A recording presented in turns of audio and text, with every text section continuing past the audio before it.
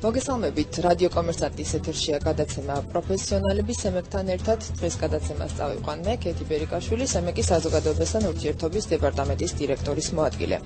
ვისაუბრებთ ტრადიციულად ენერგეტიკის სექტორში არსებულ სიახლეებზე. გადაცემის სტუმრები არიან სემეკის ელექტროენერგეტიკის დეპარტამენტის დირექტორის მოადგილე ზვიად გაჩეჩილაძე და ანდრია გვიდიანი, ახალგაზრდა ფინანსისტთა და ბიზნესმენთა ასოციაციის ანალიტიკოსი. მოგესალმებით, ბატონებო, პირველ რიგში დიდი მადლობა მომზადებისთვის. დაიწყო კიდევ ერთი მნიშვნელოვანი მიმართულების განვითარება ენერგეტიკის სექტორში, ეს არის ეგრეთ წოდებული ნეტო აღრიცხვა, მიკროცინწლავრის ელექტროსადგური, საცალო მომხმარებლის მფლობელობაში არსებული განახლებადი ენერგიის წყარო, რომლის სიმძლავრე არ აღემატება 100 კილოვატს. ამ მიმართულებით უკვე განხორციელდა მნიშვნელოვანი ცვლილებები კანონში ელექტროენერგეტიკისა და ბუნებრივი გაზის შესახებ. იგეგმება სხვა სახის ცვლილებები ნორმატიულ აქტებში, სემეკის ნორმატიულ აქტებში. კერძოდ, რა ცვლილებები შევიდა კანონში და რა ცვლილებებზე შეიძლება იყოს საუბარი ნორმატიულ აქტებში, ამაზე ზვიად გაჩეჩილაძე გვესაუბრება. ბატონ ზვიად, ზოგადად რომ გავაცნოთ მსმენელს, რამ განაპირობა ამ ეტაპზე უკვე დღეისათვის მსჯელობა ნეტო აღრიცხვის საკითხზე, რა ცვლილებები შევიდა კანონში და რა განისაზღვრა? მოგესალმებით, დიდი მადლობა მოწვევისთვის. მართლა ძალიან საინტერესო და აქტუალური თემა არის. პირველ რიგში რომ დავიწყოთ იქიდან, რომ თუ რა არის ნეტო აღრიცხვა, მიკროელექტროსადგური. ძალიან კარგი თემა, მაგრამ გავაცნოთ, რომ საკმაოდ ბევრმა არ იცის. გეთანხმებით, გავაცნოთ მსმენელს, თუ რატო გახდა საერთოდ საჭიროა კანონში ცვლილებების შეტანა. პირველ რიგში მიკროელექტროსადგური ეს არის საცალო მომხმარებლის საკუთრებაში არსებული ძალიან მცირე მიკროენერგიის წყარო, რომელიც არ წარმოადგენს ბიზნესის არ წარმოადგენს ბიზნესს, ანუ ხდება იმავე ადგილას წარმოება, სადაც არის მოხმარება. ძირითადი მიზანი არის, რომ დაიკმაყოფილოს მოხმარებელმა თავისი მოთხოვნილება, თუმცა იმ ბუნებიდან გამომდინარე, რომ მოხმარება, ენერგიის და წარმოება ერთმანეთს შეიძლება დროში არ დაემთხვეს, შეიძლება ისე გამოვიდეს, რომ გარკვეულ პერიოდში ჭარბი ენერგია მიაწოდოს ქსელში მომხმარებელმა. ქსელს გამანაწილებელ კომპანიას აქედან გამომდინარე უკვე დღის წესრიგში დადგა და საჭირო გახდა ესეთი ნეტო აღრიცხვის შემოღება, იმიტომ რომ ესეთი ჭარბი ენერგია, რომელიც ქსელში შევიდა მომხმარებლის მხრიდან, ეს არ უნდა დაიკარგოს, ეს აუცილებლად უნდა აღირიცხოს და მას უნდა განხორციელდეს შესაბამისი ანგარიშტორება.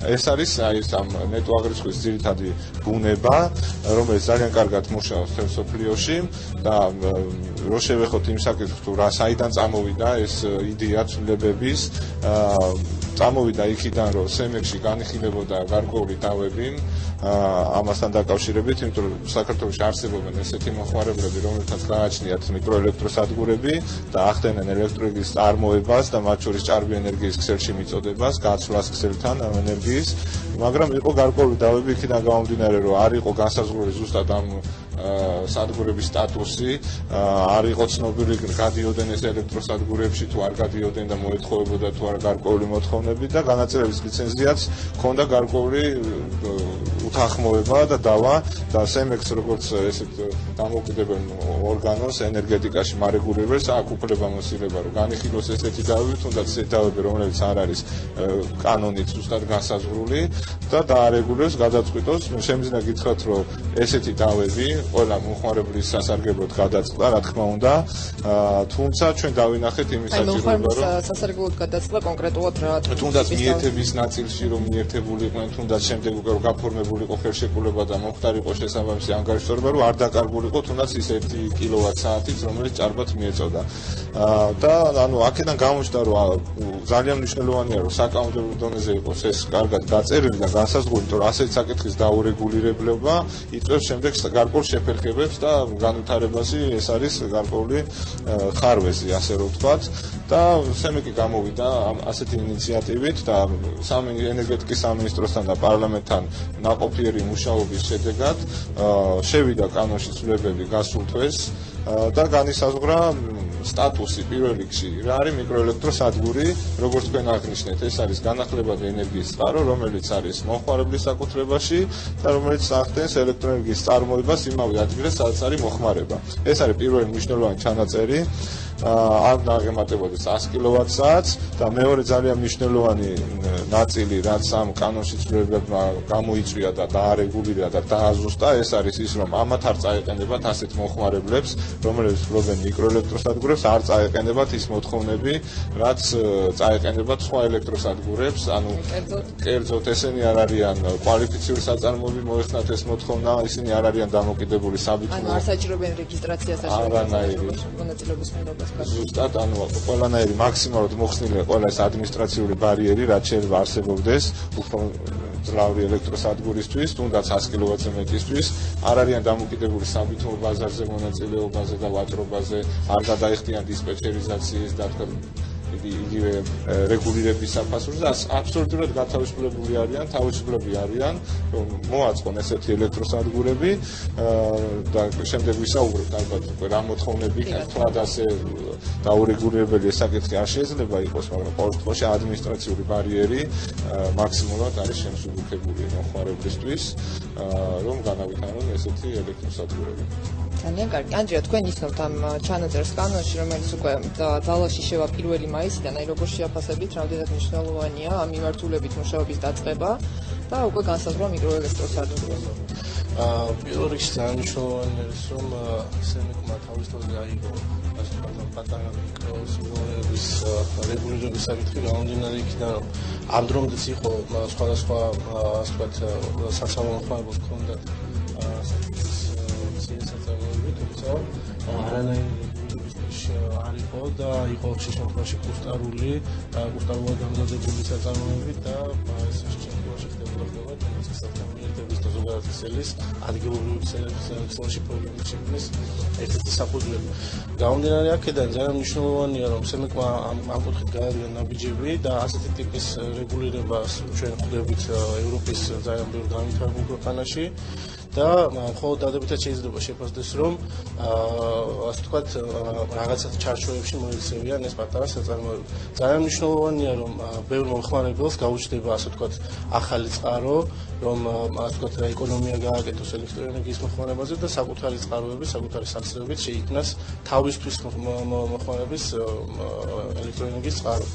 ასევე ძალიან მნიშვნელოვანია, რომ როგორც ვიცით, საქართველოში არის ძალიან დიდი ჰიდრორესურსები და ძალიან ბევრ ასე ვთქვათ მოსახლეს უდგება პატარა შენაკადები, რომლებიც არის დინარესთან შენაკადი და ასე შემდეგ და ეს მისცემს საშუალებას მომხმარებლებს, რომ საკუთარი ელექტროენერგია აწარმოონ და მოიხმარონ ასე ვთქვათ საკუთარი სახსრებით წარმოებული ელექტროენერგია. ეს გარკვეულ ფინანსებთან იქნება დაკავშირებული, რომელსაც შემდეგ აუცილებლად შევეხებით და უფრო ბავშვით თემას დავისაუბრებთ.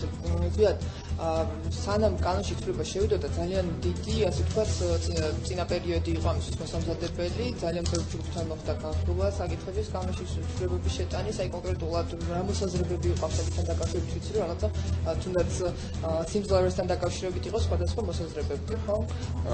კი, დიახ, გეთანხმებით, ანუ ესეთი სადგურები და ესეთი სისტემები გარკვეულ რეგულირების და მონიტორინგის ქვეშ უნდა იმყოფებოდეს, არ შეიძლება უსასრულო სიმძლავრით მიერთება ქსელთან, იმიტომ არსებობს სხვადასხვა საკითხები, მათ შორის უსაფრთხოების, საიმედოობის, ქსელის ოპერირების და ასე შემდეგ. ჩვენ მაქსიმალურად გავითვალისწინებთ საერთაშორისო გამოცდილება, გვქონდა ურთიერთობა დაინტერესებულ მხარეებთან და შესაბამისად ამ საკითხთან დაკავშირებითაც მიღებული არის უკვე გადაწყვეტილება. ძალიან საინტერესოა, ჩვენ თემაზე საუბარს რეკლამის შემდეგ გავაგრძელებთ, ახლა კი შევისწავლეთ. ბრუნდებით პირდაპირ ეთერში ჩვენი საუბრის თემა ეგრეთ წოდებული ნეტო აღრიცხვა მიკროსიმძლავრის ელექტროსადგური. გადაცემის სტუმრები არიან სემეკის ელექტროენერგეტიკის დეპარტამენტის დირექტორის მოადგილე ზვიად გაჩეჩილაძე და ანდრია გვიდიანი, ახალგაზრდა ფინანსისტთა და ბიზნესმენთა ასოციაციის ანალიტიკოსი. ჩვენ უკვე განვიხილეთ ბატონებო ცვლილებები კანონში, რომელიც განხორციელდა მიკროსიმძლავრის ელექტროსადგურთან დაკავშირებით და საუბრობდით სხვა ნორმატიულ ცვლილებებზეც, უშუალოდ კი სემეკის ნორმატიულ აქტებში შესატანს ცვლილებებზე, რომელიც ეხება როგორც ტექნიკურ ნაწილს, ასევე მოხმარების კუთხით არსებულ სიახლეებს. აი, პირველ რიგში განვიხილოთ ტექნიკური კუთხით ქსელის წესებში განხორციელებული ცვლილებები, რომელიც იგეგმება, რომ მაისამდე უნდა მოხდეს. აი, რა ცვლილებები იქნება და რას დაარეგულირებს?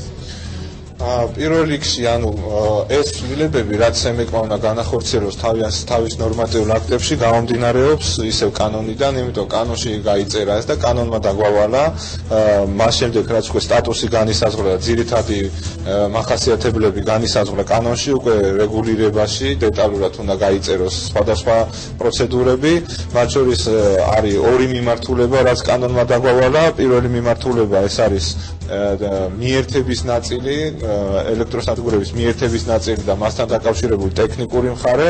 მეორე მიმართულება ეს არის უკვე მიერთებული მიკროელექტროსადგურებისთვის ანგარის სწორების და გაქვთვის წესები, თუ როგორ უნდა ახორციელოს ეს გამანაწილებელ კომპანიასთან.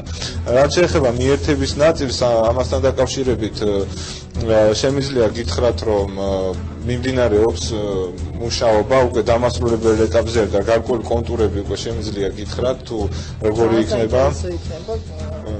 კონკრეტულად რაზე რას განიხილავთ ამ სამუშაო პროცესში? გასაგებია, რომ ჯერჯერ სამუშაო ვარიანტია, თუმცა რა მიმართულებით მედიხართ?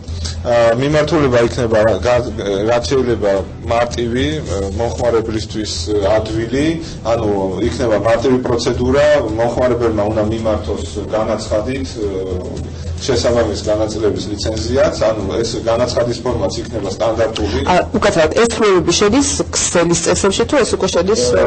ამაზე მიმდინარეობს ახლა მუშაობა ქსელის წესებში, ან შევა ელექტროენერგიის მიწოდების და მოხმარების წესებში. პრინციპში დიდი პრინციპული მნიშვნელობა ამას არ გააჩნია, თუმცა იქნება პროცედურა გაწერილი, განსაზღვრული, მიერთების განაცხადი იქნება სტანდარტული, შემუშავებული, რომელსაც შეავსებს მომხმარებელი, განსაზღვრავს თუ რა ტიპის ელექტროსადგურია, ეს ქარია, მზე არის თუ მიკროფესი არის, სიმძლავრეს განსაზღვრავს და ალბათ მოხმარების ადგილს იმისთვის, რომ განაწილების ლიცენზიას ჰქონდეს შესაბამისი ინფორმაცია და შემდეგ მოხდება ამ განაცხადის გადამუშავება და პრინციპში როდესაც უკვე დამასრულებელ ეტაპზე იქნება მისული, განაწილების ლიცენზიად უბრალოდ გადაამოწმებს ადგილზე, თუ რამდენად შეესაბამება ეს მოთხოვნებს და მიერთებს.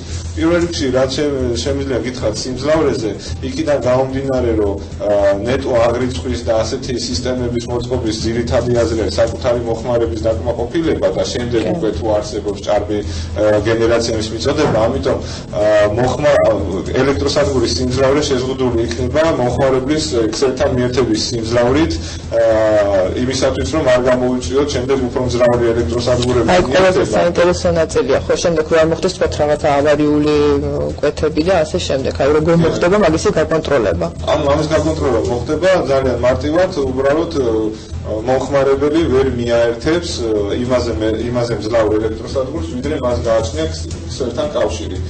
თუ ეს პრინციპი არ დავიცავთ, მაშინ გამანაწილებელი კომპანიას მოუწევს უკვე გამანაწილებელი ქსელის რეაბილიტაცია, გაძლიერება, ხაზების შეცვლა და ასე შემდეგ ტრანსფორმატორის, რაც უკვე შეიძლება ძიმეთვრითად დააჭროს თვითონ განაწილების ლიცენზიას და საბოლოოდ ტარიფს. ამიტომ ესეთი ურთიერთობები რომ თავიდან ავიცილოთ და სამართლიანიც არის, რომ რა სიმძლავრეს გამაჩნია, იმ სიმძლავრის ელექტროსადგური შემიძლია მივაერთო. პირველი შეზღუდვა იქნება ეს და მეორე შეზღუდვა იქნება ის, რომ ესეთი მიკროელექტროსადგურები უნდა დამზადებული იყოს ხარისხის გარკვეული სტანდარტების მიხედვით, უნდა იყოს დაცული უსაფრთხოების საკითხები, უნდა იყოს დაცული გარკვეული ტექნიკური ნაწილიც, იმისთვის, რომ არ გამოვიწვიოთ მეზობელ ქსელში გარკვეული შეფერხებები და ავარიები. მარტივად რო ვთქვათ, ეს უნდა იყოს საქარხნო პროდუქტი, გარკვეული სტანდარტებით დამზადებული და ბატონმა ანდრიამ სწორად აღნიშნა, ტერმინი გამოიყენა ეხლა კუსტარული ელექტროსადგურები, რომელიც აქამდე იყო მიერთებული და ასე ვითარდებოდა, ჩვენ მაქსიმალურად უნდა დავიჟღვიოთ თავი კუსტარული ფალსიფიცირებული უხარისხო ელექტროსადგურების მიერთებისგან, იმიტომ რომ ამას შეიძლება მერე თუ ეს მასიურად წამოვიდა, უკვე შეიძლება გარკვეული პრობლემები და საფრთხეები წარმოქმნას, ამას თავისი რისკები აქვს, თუმცა კუსტარული ეს აპრიორი არ დანიშნავს, რომ უარი ეთქვას, მაგრამ განაწილების ლიცენზიატის მიერ წაყენებული მოთხოვნები ქსელისადმი, მიერთების წერტილისადმი უნდა იქნეს დაკმაყოფილებული მომხმარებლის მიერ. შესაბამისად, ძალიან მნიშვნელოვანია გამომართოთ მსმენელს, რომ თუ აპირებს ან მომავალში დააპირებს ესეთი მიკროელექტროსადგურის მიერთებას, უმჯობესი არის, რომ საწყის ეტაპზე, სანამ დაიწყება მშენებლობა, მანამდე მიმართოს განაცხადით გამანაწილებელ კომპანიას. და ეხლა უკვე შეუძლია მაგალითად დღეს გვისმენს აინტერესებს მსმენელს ეს საკითხი და ხომ მიმართა გამანაწილებელ კომპანიას. ჩვენ არის უკვე გაწერილი ეს წესი და განმტკიცებული და განსაზღვრული გვექნება 1 მაისიდან, იქნება ფორმა, იქნება წესი და დიდი ხანი ლოდინი ნამდვილად აღარ მოუწევს, დაახლოებით 2 კვირაში ეს წესები უკვე იქნება და შეუძლია მიმართოს, თუმცა ახლა შეუძლია მიმართოს, მაგრამ უკვე დადგენილი ფორმით მიმართავს უკვე 1 მაისიდან და კიდევ ერთხელ ხაზს გავუსვა, რომ უმჯობესია მშენებლობის დაწყების ეტაპამდე მოხდეს, იმისათვის რომ მიიღოს ის ინფორმაცია თუ რა მოთხოვნები წაეყენება მას ტექნიკური ქსელთან მიერთებაზე, რომ მე გარკვეული რისკები ავიცილოთ თავიდან, მათ შორის ფინანსური რისკები ისე არ აღმოჩნდეს, რომ მე უკვე გავაკეთე, მაგრამ გარკვეული სტანდარტების დარღვევით, იმიტომ რომ ეს კვალიფიცირებულად უნდა იყოს შერჩეული კომპონენტები და დამონტაჟებული ასევე. ამიტომ ეს არის მნიშვნელოვანი საკითხი, რაც უნდა გაითვალისწინოს მომხმარებლებს. აი თქვენ ძალიან აქტიურად ხართ ჩართული ზოგადად ენერგეტიკის სექტორში მიმდინარე სიახლეებთან დაკავშირებით. აი კონკრეტულად მაინტერესებს თქვენი მოსაზრება პოტენციალის თვალსაზრისით, სად უფრო მეტად აქტუალური შეიძლება იყოს რაიონების მიხედვით ნეტო აგრესიის გამოყენება, ანუ თქვათ, ვიცით რომ გარდაბანში გამოიყენება მზის ენერგია, ახლა დაწყებული ახალი პროექტია, თქვენ როგორი მოსაზრება გექნებათ იქიდან გამომდინარე, რომ საკმაოდ ისეთი ინტენსიური შეხებება აქვს ასეთ საკითხებთან და ვიცი რომ ჩართული ხართ გარკვეულ კორებში. ყველა ვარიანტში იქნება წყლის რესურსების ათვისება, გამომდინარე იქიდან, რომ როგორც ვთქვით, წყლის ათვისება არის ერთ-ერთი ყველაზე იაფი რესურსი. ბუნებრივია, ქარის პოტენციალი ძალიან საინტერესო არის, მაგრამ მზის და ქარის პოტენციალის ათვისებას სჭირდება საკმაოდ გაცილებით მეტი თანხები, ვიდრე ვთქვათ, მინი საწარმოს მოწყობას, რომელიც წყალზე იმუშავებს და რაც შეეხება პოტენციალს, როგორც ძალიან აღნიშნე, წყლის რესურსები საკმაოდ ბევრი გვაქვს და შეგვიძლია ვამბობთ, რომ ასეთი რესურსები არის ფაქტიურად ულევი, რომელიც 100 კილოვატიან საწარმოებს ნამდვილად ამუშავებს და მნიშვნელოვანია, რომ ასე ვთქვათ, და მაგალითად რეგიონების მიხედვით ახსენეთ თქვენ, ხა დასავლეთ საქართველოს არის უფრო უხვი, თუმცა აღმოსავლეთ საქართველოშიც გვაქვს საკმაოდ ბევრი პატარ-პატარა მდინარეები, სადაც შეიძლება მინი-ჰესების მოწყობა. ამის გარდა ქარი არის ძალიან საინტერესო და ჩვენ ვიცით, რომ ქარის ენერგიაზე ფასები მუდმივად იკლებს და ტექნოლოგიების განვითარებასთან და დახვეწის პარალელურად ფასები ბუნებრივია ქვევით მოდის, ამ კუთხით ჩნდება კონკურენტული გარემო, არა მარტო საქართველოში, არამედ მსოფლიოში. საქართველოში გაჩნდნენ კომპანიები, რომლებიც აქტიურად იწყებენ ალტერნატიული ენერგიის ათვისების სისტემების განერგოს და მის იმპორტს და ასე ვთქვათ განხორციელებას და მე მიმაჩნია, რომ ძალიან ბევრი ადამიანი გამოიყენებს ამ შესაძლებლობას, რასაც ეხლა სემეკი გვთავაზობს ნეტო აგრესიის მოსყიდობაში და ძალიან ბევრი ოჯახი ამ კუთხით დაინტერესდება და მნიშვნელოვნად იქნება ათვისებული როგორც ქარი, ისე წყლის ენერგია, სადაც შესაძლებელი იქნება მოეწყოს პატარა საწარმოები. და გადავდივართ უკვე რაღაცა ფინანსურ ნაწილთან. პირველ რიგში მაინტერესებს იმის შემდეგ, რაც მოხდება ელექტროსადგურის მიერთება ქსელზე, როგორ მოხდება ანგარიშწორობა, მაშინ როდესაც თქვათ ჭარბ ელექტროენერგიას მივაწვდი გამანაწილებელ კომპანიას და ასევე დაახლოებით რა თანხებს უკავშირდება ზოგადად ესეთი სადგურის მშენებლობა, ან თუნდაც მზის პანელების დამონტაჟება და ასე შემდეგ. პირველ საკითხს შევეხოთ, როგორ მოხდება ანგარიშწორება უკვე მიერთების შემდეგ. ეს ძალიან მნიშვნელოვანი საკითხია, იმიტომ რომ ეს გარკვეულ ეკონომიკას, როცა დაითვლის მომხმარებელი ეს ქმნის სურათს, ეს განაპირობებს მნიშვნელოვნად ეს მისაღები თუ არ იქნება მისაღები ეკონომიკურად. თუმცა უნდა თავიდან ვთქვათ, რომ ასეთი სისტემების განვითარებას ეკონომიკის გარდა არ ძალიან ბევრი სხვა დადებითი მხარე, რომელიც ეკონომიკურადაც ვერ შევაფასოთ, თუნდაც ეკოლოგიური ფაქტორები, თუნდაც სამოქალაქო პოზიციის გამოხატვა, იმიტომ რომ ესეთი სისტემების განვითარება ითვლება ქვეყნის და საზოგადოების განვითარების დონის მახასიათებლად.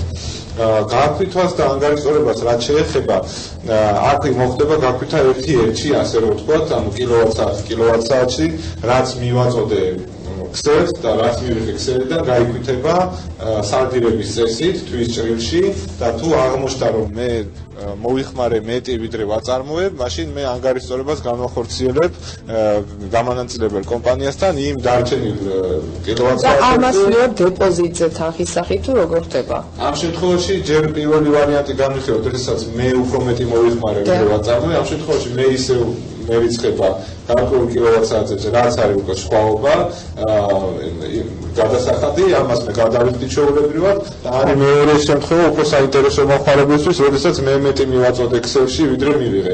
ამ შემთხვევაში პირველ რიგში მოხდება გარყვითვა და რაც დარჩება ჭარბი ელექტროენერგია, შემდეგ ამაზე უნდა განხორციელდეს ანგარიშწორება. ანუ არის პირველი ნაწილი გარყვითვის ნაწილი, როდესაც ერთმანეთში იქვითება ორი მიმართულების ელექტროენერგია და სხვაობა რო დარჩება, იმაზე ხდება უკვე ანგარიშწორება. ამაზე ჩვენ მუშაობთ, ჯერ წინასწარ ვერ გეტყვით თუ ზუსტად რა ჭრილში და რა პერიოდულობით მოხდება ანგარიშწორება, იმიტომ რომ ეს არის გარკვეული საკითხი, რომელიც დაკავშირებულია სხვადასხვა უწყებებთან, მათ შორის საგადასახადოსთან და გვინდა რომ სწორი ურთიერთობით ავაწყოთ და სწორად დავარეგულიროთ. შეიძლება ეს მოხდეს ერთი წლის ჭრილშიც, ანუ მოხდება ამ ჭარბი ელექტროენერგიის კილოვატ-საათების გადატანა შემდეგი თვის ქვითარში და თუ და შემდეგ ესე გაგრძელდება თუ ისე ვაგროვებ და უკვე წლის ჭრილში თუ მოხდა ისე რომ მე დავჭი ისე პლუსში, შემდეგ მოხდება ამასთან დაკავშირებით ფინანსური ანგარიშწორება. ეს არის ძირითადი მიმართულება, რასაც ჩვენ განვიხილავთ, თუმცა გავითვალისწინებთ ასევე გარკვეულ საგადასახადო ნიუანსებსაც თუ რამე წინააღმდეგობაში არ მოვიდეთ და არ მოხდეს ისე რომ განაწილების ლიცენზიაც რაღაც ამასთან დაკავშირებით შეექმნას პრობლემები. შეიძლება თვითონ უკვე ეს პროექტის ღირებულებას დაახლოებით შეგვიძლია რომ თქვა, აი მაგალითად მე მინდა ძალიან რომ დავამონტაჟო მიკროელექტროსადგური, ამ ქონდეს მზის პანელები და მივიღო ასე განახლებადი ენერგიის წყაროდან ელექტროენერგია. აი როგორ უნდა ანუ შეიძლება მიმართო რომელიმე კომპანიას, რომელიც თავიდან ბოლომდე უზრუნველყოფს ამ მომსახურებას თუ აი კი, რა თქმა უნდა, არიან საქართველოში ესეთი კომპანიები, მე თავშევიკავებ, რომ დავასახელო ეს კომპანიები, რომ არ ჩაგვითვალოს რეკლამა, თუმცა ესეთი კომპანიები მოიძიება. შეგვიძლია ეს ნაწილი ორი მიმართულებით გავყოთ, თუ რა ხდება და რა ფასებია აქ ადგილობრივ. პირველი ეგ არის და მეორე არის ის აი რამდენად უზრუნველყოფს აბსოლუტურად ყველა მომსახურებას კომპანია, რომელსაც მიმართავ. არსებობს ესეთი კომპანიები, რომელიც თავიდან ბოლომდე აკეთებენ მონტაჟიანად. და არის მეორე საკითხი მნიშვნელოვანი თუ რა არის საერთაშორისო ფასები. ჩვენ მიგვაჩნია რომ როდესაც იქნება მეტი მოთხოვნა, გახდება მეტი კონკურენტული შემოტანა და ფასები ადგილზე დაიკრებს, ჩვენ მიგვაჩნია რომ ადგილზე ფასები უფრო მაღალი არის ვიდრე ეს უნდა იყოს, თუნდაც საერთაშორისო ფასებზე დაყრდნობით, ავიღოთ თუნდაც მზის პანელები, ფოტოვოლტაიკური პანელები, მუდმივად იაფთება და ძალიან დაბალ ნიშნულზე არის ჩამოსული ის 1-2 წლის წინ რაც იყო ეკონომიკურად დაუსაბუთებელი, ახლა უკვე ძალიანაც მისაღები არის. ქარის მცირე მიკროელექტროსადგურები კიდევ უფრო იაფიღებს.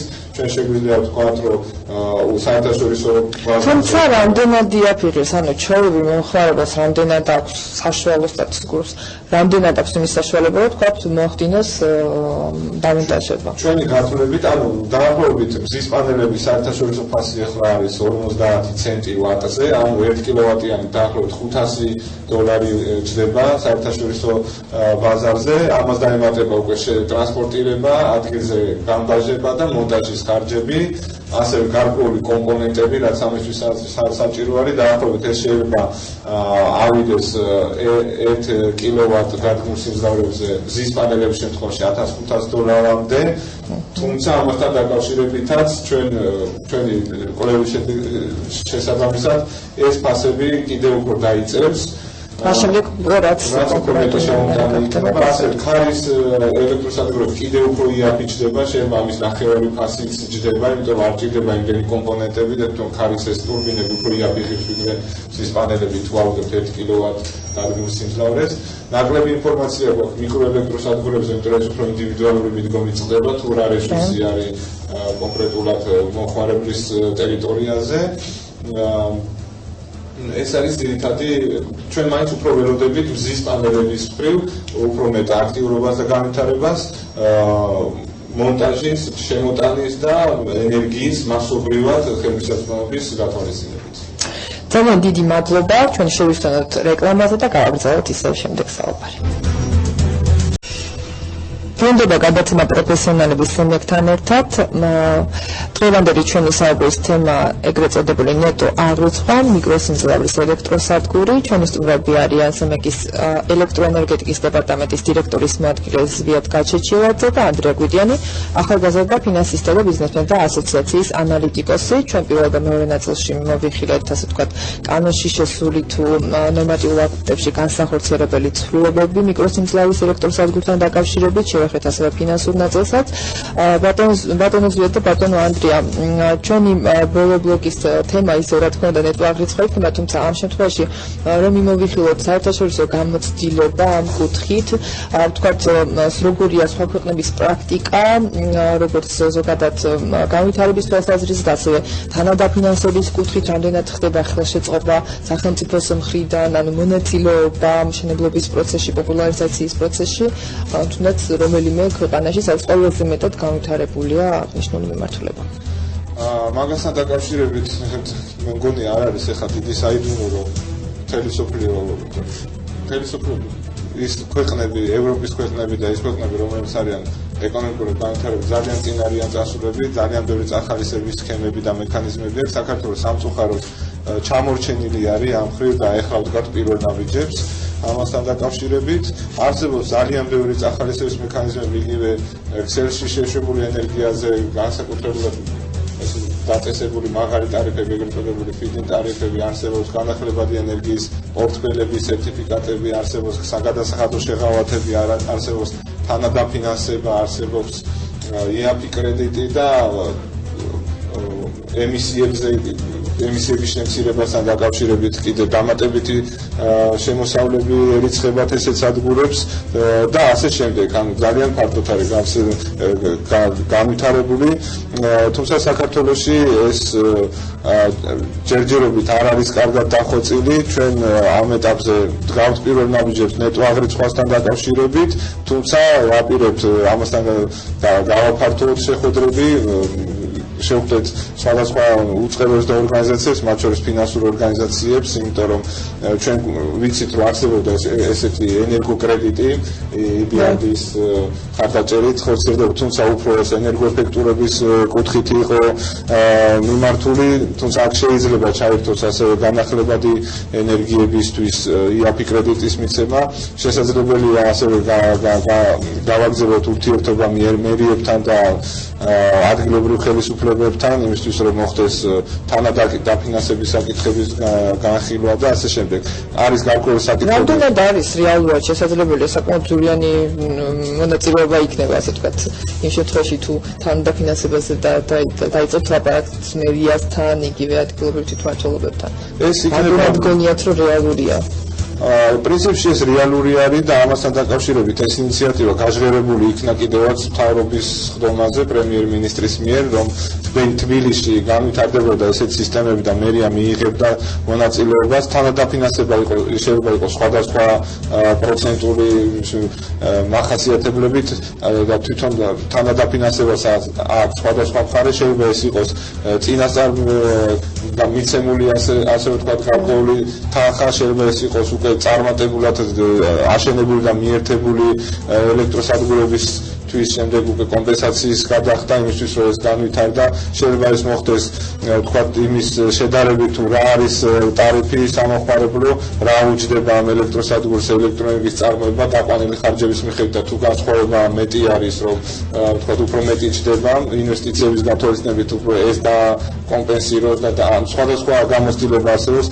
ამიტომ ეს უკვე უნდა შეფასდეს, თუ კონკრეტულად რომელი უფრო ეფექტური იქნება და რომელი გამოიღებს გარკვეულ შედეგს. Button Andrea.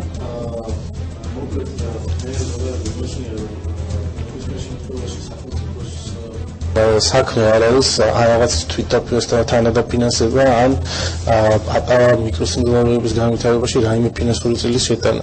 სახელმწიფოს როლი ამ შემთხვევაში უნდა იყოს სხვადასხვა რეგულირების სახით, სხვადასხვა ნორმატიული აქტების თუ საკანონმდებლო ბაზის მეშვეობით შექმნა სტიმულები და ეს სფერო გახადოს უფრო ასე ვთქვათ საინტერესო მათთვის, ვინც არის დაინტერესებული.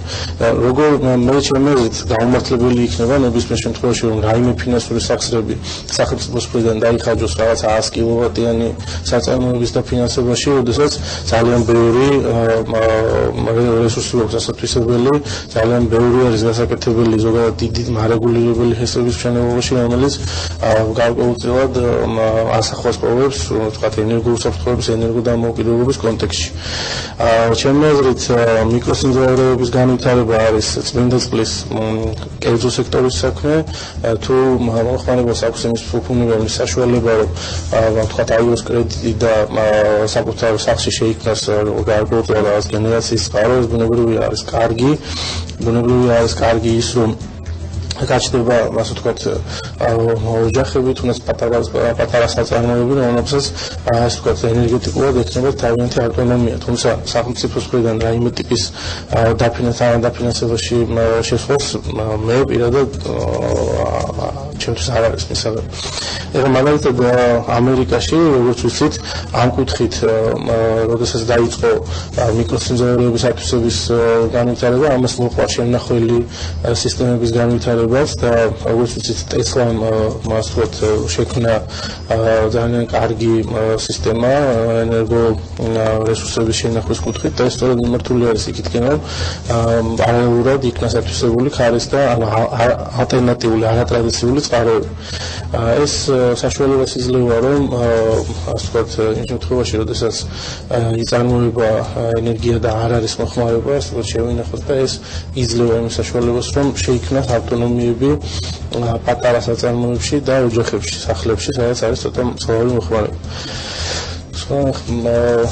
სხვა დაფინანსებასთან დაკავშირებით, ჩემი აზრით, მნიშვნელოვანი არის, რომ ასე ვთქვათ, ბანკებმა, სხვადასხვა ფინანსურმა ინსტიტუტებმა კარგად გაანალიზონ, შეისწავლონ ეს საკითხი და ჩემი აზრით იქნება კრედიტები ამ მიმართულებით, ეს პრაქტიკაში არის, თუ მოხმარებელი არის გადახდისუნარიანი და მას აქვს იმის საშუალება, რომ 100 კილოვატი $1500 ჩდება, როგორც ვიცით, რაც საკმაოდ ძვირი არის და თუ აქვს ამის გადახდის საშუალება, თუ აქვს მოტივი, რომ ასეთი სიმძლავრე განავითაროს, ბუნებრივია, ასე ის უნდა მივიდეს კერძო ბანკში, კომერციულ ბანკში და აიღოს კრედიტი. ანუ სახელმწიფო არავის შემთხვევაში ჩემი აზრით არ უნდა იქნას ამ კუთხით დაინტერესებული, რომ თანადაფინანსებაში შევიდეს. გარკვეულწილად დავეთანხმებოდი ანდრეას იმის გათვალისწინებით, რომ საქართველოს მდიდარი არის სადაც ჰიდრორესურსებით და განახლებადი ენერგიის წყაროებით, გარკვეული წახალისების მექანიზმები, რაც ძალიან ესეთი აგრესიულად ვითარდება სხვა ქვეყნებში, რომელსაც შეიძლება ეს არ გააჩნიათ, იქ კარგად მუშაობს, აქ შეიძლება ეს სულაც უსარგებლო აღმოჩნდეს, იმიტომ რომ ჩვენ არ გვაქვს ესეთი გადაუჭრელი აუცილებლობა, რომ ეხლა ჩავერიოთ ხელოვნურად ასეთ სამოხმარებლო დონეზე და საქართველოს თქვა ფინანსური და ეკონომიკური შესაძლებლობების გათვალისწინებით ეს კიდე სამსჯელო არის, ასაწონია, რომ სახელმწიფო უნდა მიიღოს თუ არა საერთოდ ასეთ განვითარებაში მონაწილეობა, თუ უნდა დარჩეს უბრალოდ საკანონმდებლო და მარეგულირებელი გარემოს მოწესრიგებით შემოიფარგლოს და მისცეს საშუალება, რომ კერძო ბიზნესმა, მოხმარებელმა, თუნდაც საჯარო დაწესებულებმა თვითონ იზრუნონ, თუმცა არის მეორე მიმართულებაც, რომელიც ძალიან აქტიურად გამოიყენება, ეს არის დონორული ფინანსები, იქნება გარკვეული სააგენტოები და დონორული დაფინანსებით ხდება გარკვეული პროექტებით, ალბათ ეფექტურობის გათვალისწინებით დაფინანსება, თანადაფინანსება. ასეთ მიმართულება შეიძლება ამ ეტაპზე უფრო მიღებული იყოს, მისაღები იყოს, თუმცა არ უნდა დავიწყოთ ისიც, რომ იყო ესეთი ინიციატივა გაჟღერებული, რომ მერია გარკვეულ ჩარევას განახორციელებდა, ალბათ ეს იქნება უფრო პილოტ პროექტები, რაღაც კონკრეტული წერტილოვანი ჩარევები და არა მასირებული, ესე ვთქვათ, თანადაფინანსებელი. აქ მეორე კიდევ მნიშვნელოვანია, ხა მერის პროგრამა ახსენებს, რომელიც სახურავებზე გულისხმობდა მზის პანელების განლაგებას, ეს უფრო მასშტაბური პროექტი არის, ეს არ არის ასე ვთქვათ მიკროსიმძლავრე, რომელიც საცალო მოხმარებელი აკეთებს და ამ შემთხვევაში მერის თანადაფინანსება და ზოგადად ფინანსური რესურსების მოძიება ხდებოდა უფრო მასშტაბურ პროექტზე და ანუ პატარ-პატარა საცალო მოხმარებას არ ითვალისწინებდა ეს. ეს იყო ერთი მთლიანი პროექტი, რომელსაც ერქვა სახელიც ჰქონდა ამ პროგრამას და თვალწები IBR-თან ერთად ეკეთდებოდა და ეხლა როდესაც საუბარი არის დიდ პროექტზე და ამ შემთხვევაში როდესაც მერია თავის ფინანსურ რესურსებს ხარჯავს ეს სხვა არის და როდესაც საცალო მოხმარებელს რაღაცას უფინანსებ ეს სხვა საკითხია, ეს განსხვავებული თემა არის და მერიის შემთხვევაში ეს როდესაც დიდ პროექტზე არის საუბარი, ეს არის ჩვეულებრივი რესურსი, ხო? ამ შემთხვევაში რენტაბელური იყო, ვფიქრობ და როდესაც ახლა მინი პატარა საწარმოებს აფინანსებს ჩემზე და აბსოლუტურად გეთანხმებით, ანუ აქ მერიის ამ დიდ პროექტში მოიაზრებოდა არა მარტო ფოტოვოლტაიკები, როგორც ჩვენში არამედ ძის პანელები, გათბობის სისტემები და ეს თბილისის ბევრ უბანში განხორციელდა და საკმაოდ წარმატებითაც მუშაობს. და რაღაც ემატებოდა კიდევ დონორები, ასე ვთქვათ, გრანტები, რომლებიც მიმართული არის იქითკენ, რომ განვითარდეს ენერგოეფექტურობა და ალტერნატიული ენერგიისათვის, ანუ გარემოს დამცველი ორგანიზაციები, საერთაშორისო ორგანიზაციები, ასე ვთქვათ, ჩამოდიოდნენ ფსონს გრანტების სახით, იმიტომ რომ გაევითარებინათ და ამ შემთხვევაში ბუნებრივია მერიამაც ზოგადად თვითმმართველობამაც უნდა გამოიჩინოს ინიციატივა და გვერდზე დაუდგეს, როდესაც გრანტს იღებ, შენს ბუნებრივია რაღაც უნდა გასცე. საკეთია. ძალიან დიდი მადლობა ბატონებო მოგზაურობისათვის და საინტერესო საუბრისათვის. მსმენელს შევახსენებ, რომ ჩვენი საუბრის თემა იყო ეგრეთ წოდებული ნეტო აღრიცხვა მიკროსიმძლავრის ელექტროსადგური. გადაცემის სტუმრები იყვნენ სემეკის ელექტროენერგეტიკის დეპარტამენტის დირექტორის მოადგილე ზიად გაჩეჩილაძე და ანდრია გვიდიანი, ახალგაზრდა ფინანსისტთა და ბიზნესმენთა ასოციაციის ანალიტიკოსი. როგორც ვიცი, სემეკს საკმაოდ მნიშვნელოვანი აქტივობები აქვს დაგეგმილი საზოგადოების ინფორმირებულობის თვალსაზრისით ნეტო აღრიცხვასთან დაკავშირებით. ჩვენ რამოდენიმეჯერ როგორც კომერსანტის ეთერში ასევე სხვა მედია საშუალებებით მოგვიწევს ამ თემაზე საუბარი და უფრო დეტალური საუბარი, უფრო ხშირად მოგიწევთ თქვენს ასევე ბატონებო ამ თემაზე კომენტარების გაკეთება და ზოგადად განმარტებების გაკეთება. დღეს კი გემშვიდობებით, ძალიან დიდი მადლობა კიდევ ერთხელ მობრძანებისათვის. ნახვამდის წარმატებებს გისურვებთ.